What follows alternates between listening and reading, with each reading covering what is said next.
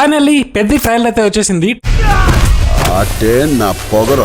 ఈ ట్రైలర్ చూసాక నాకేమనిపించిందంటే ట్రైలర్ ఏంది ఇలా కట్ చేశారు అనిపించింది. హైప్ పెంచేలా ఉండాలి కానీ హైప్ ని తగ్గించేలాగా ఉంది ఈ ట్రైలర్ మాత్రం. మెయిన్లీ ఏఆర్ రెహమాన్ బీజిఎం అంతగా ఆకట్టుకోవట్లేదు. ఫస్ట్ నుంచి 2 వచ్చిన పాటలు అయితే అదిరిపోయి వైరల్ అయ్యాయి కానీ బట్ బీజిఎం క్లిక్ అయితేనే కదా. అండ్ ట్రైలర్ కట్ కూడా స్టోరీ అయితే చెప్పేసినట్టు ఉంది.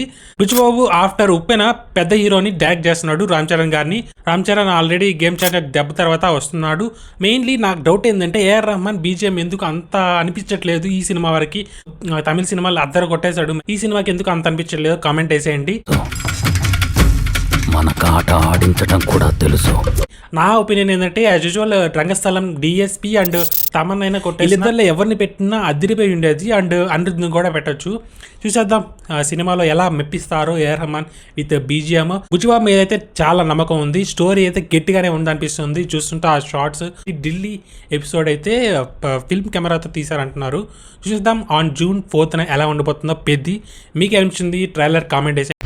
ఈ కొండ కింద ఊరు